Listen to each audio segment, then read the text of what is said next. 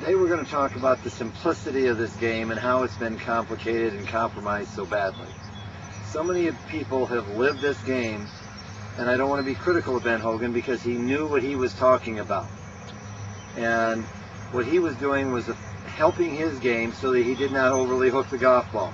Yet over 90% of the people have never broken 100 that play golf, and 90% of the people slice.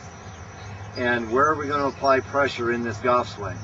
And the one thing that you will see in every great player, there's a lot of pressure right here in the right hand against the golf club. People have been told to hold it lightly and loosely, and that is wrong. And the idea of the power driving through here is being supplied by the strong arm, which is the right arm. And we're going to get into a couple simple laws of physics right now, and they relate very simply to Isaac Newton's first law of an object in motion stays in motion until acted upon by an equal or great outside force. And this is the left arm when it pulls. Now the club is stopped. Now another one of his laws is for every action, which I'm lifting the club here, there's going to be an equal and opposite reaction here. And in the golf swing, there's two of them. One of them, there's more than that, but two major ones. And you see the club is staying in motion here, and it's acting equal and opposite. The other one is the forearms rotate to the side, then they rotate to the other side. And the big mistake that golfers have made for years is taking the medicine that the great players use to stop hooking and applying it to their golf swings, and that is to pull down. In the golf swing, I feel there's no real pulling at all, more or less a throwing motion of the right arm that people have used in tennis, they've used it in bowling, and they've used it in baseball. So when we swing here, look at all the equal and opposite reactions here. There's an action right there, my wrist folding. My right elbow is folding. You see flexion at my right shoulder joint. When I drop this club to my waist, I'm going to react to the same position on the other side. Now you see where my right elbow was folded, my left elbow is.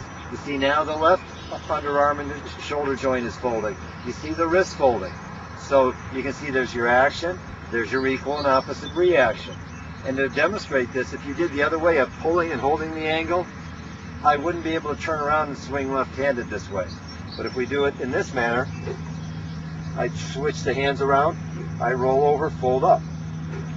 Can you see the equal and opposites in there? And so everybody thinks science is complicated, but it's really rather simple.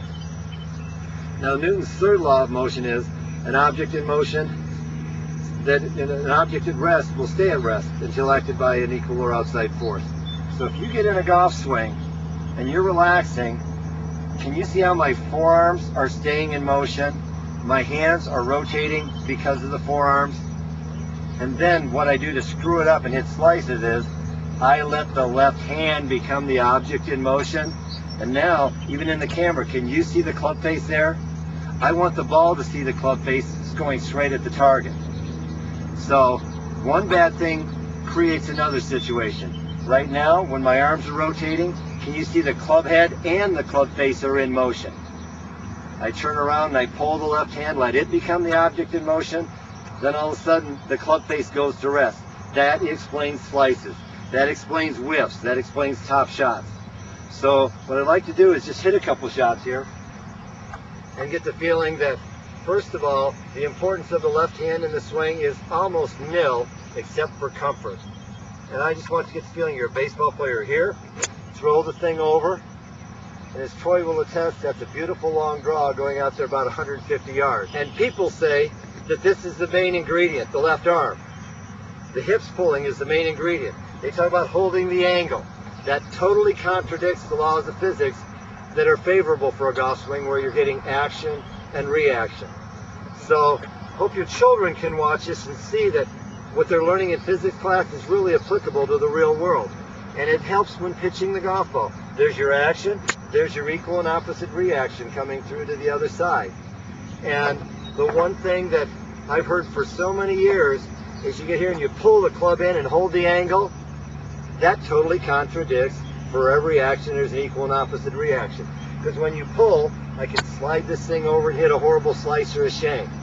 The golfer who wants to stand up here and perform, hit beautiful shots, strong shots, but they just think there's my action, there's my equal and opposite reaction, you're going to hit straight shots.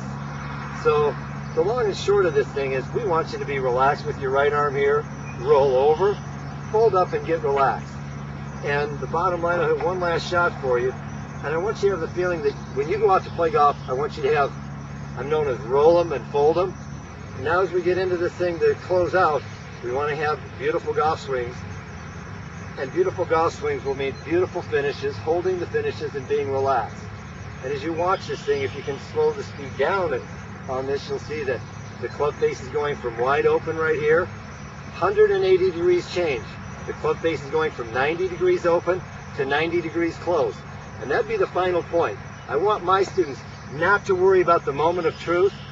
I want you to let the club face just swing through smoothly from one side to the other. So there's your action. There's your equal and opposite reaction.